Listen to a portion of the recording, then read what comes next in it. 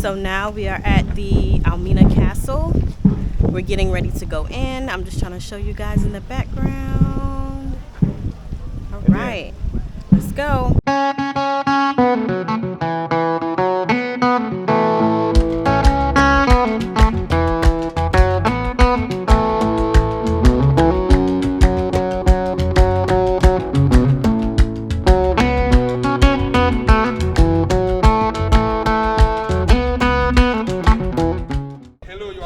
Thank you. Yeah, we were waiting for you, so you come first.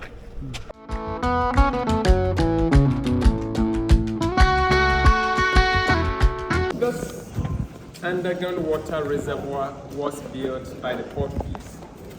So this was where they stored rainwater. That is for cooking, bathing, drinking, washing, and any other domestic activities.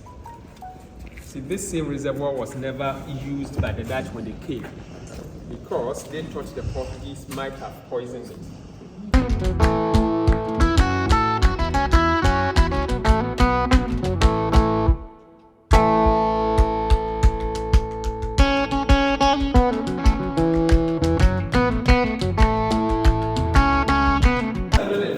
Female captives were kept in this dungeon, in this particular dungeon, but altogether I said about 400 women were kept here.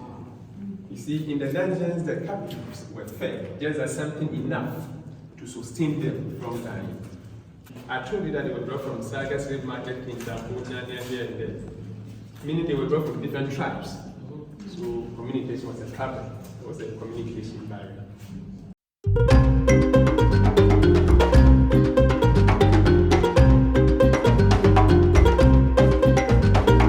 Talking about the governor, whenever the governor wanted to satisfy his lust, the governor came and stood at that very balcony. Some of the women were brought out from the dungeons for the governor to choose.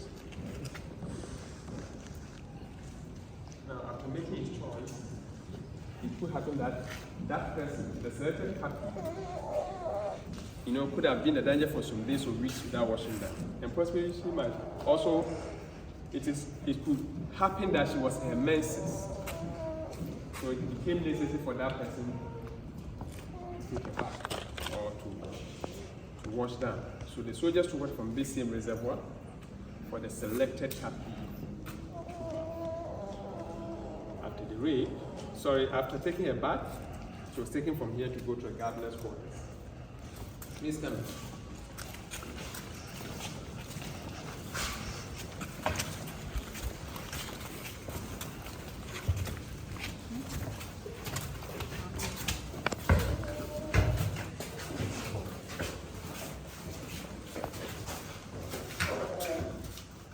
She was taken from here to go to a gardener's quarters to be raped.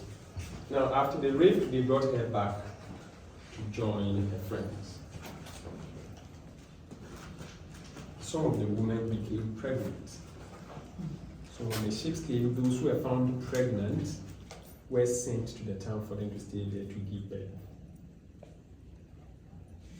Now, when the children grew up, they brought them back to a castle for schooling. They had light skin. We call them mulattoes or half-castes. Those children were named by the Europeans. And again, customers, some of the Dutch officials who did not want to rape the women. Not only the Dutch, let me say some of the Europeans, customers got married to some of the indigenes, talking about the coastal communities where they settled, yes. They got married to some of them, even built houses in set towns. For instance, this town, Elmina or Castle town, where they stayed with their wives, and their children also brought to the castle for schooling. See, through that they introduced formal education or Western education. That is how they introduced formal education or Western education. So formal education in Denmark was in Afghan, that's how it started. And those children, I said, were named by the Europeans. They were giving European names. Van der Poel, Van Dyke, Vieira, Broom, Brown, Here, Brown, Battles, Johnson, Davison, Simpson, Ferguson, Thompson, Texan, Braxton, Jackson, York, Mills, and some other names like that. So the female captives who did not allow themselves to be raped were brought here. They tied those chains to their ankles. They left them here. And as they were here, they were not given food. They were also not given water. Again, whether raining or shining, they were here. The idea was to put fear in the others, just to serve as a detail.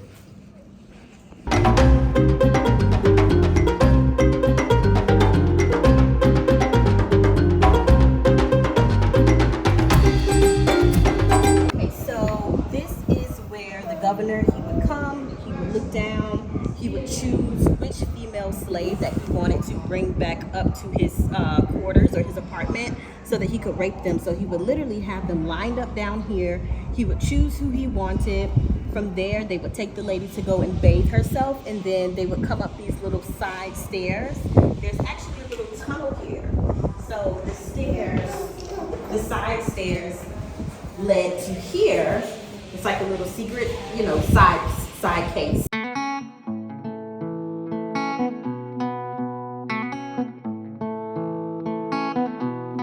So this is the governor's kitchen. This side was built by the Dutch. So when they ended up coming over, they overtook the castle from the Portuguese, and they built their own little Dutch kitchen on this side. But if you walk over to this side, this is the Portuguese kitchen. And we were told that the Dutch didn't trust the Portuguese, so they wouldn't drink any of the water from the water reservoirs. They wouldn't use a lot of the things that the Portuguese already had. They destroyed a lot of things and kind of like built it up and made it their own. So if you come this way, this is the church. So they would have their church services in this room, which is very ironic because right underneath it is the female holding cell for the female slaves right underneath the church house. So this is very ironic that they were literally up here preaching the gospel, but you know, They were selling slaves. yeah, selling slaves and not living a godly life.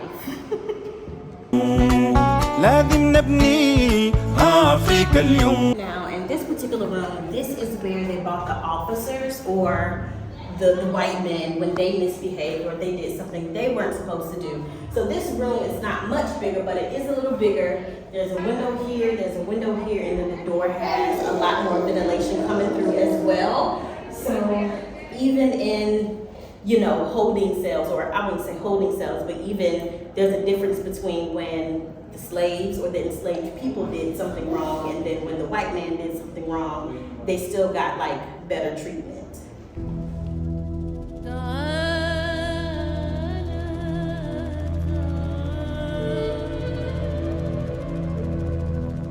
In this room is where they would bring any of the slaves, male slaves that misbehaved. They would literally leave them in this room until they died.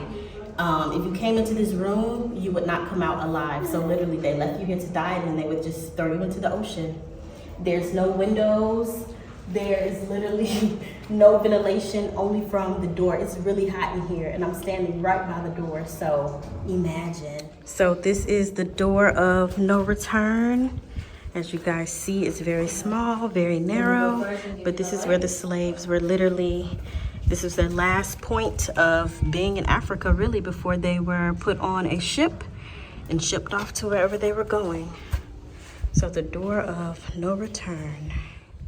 If you're wondering why the door of no return is so small and narrow, it's because it was an easy way to count and keep track of enslaved people as they were being transported from Elmina Castle onto ships. The door of no return seems to be located randomly on Elmina Castle. However, it was placed there strategically.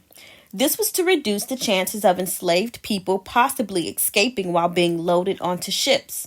So, they weren't transported from the main entrance or exit. Instead, they went directly from the door of no return onto a ship. If you've noticed in the previous video, the ocean has receded over the years, so now there's land where the ocean once was.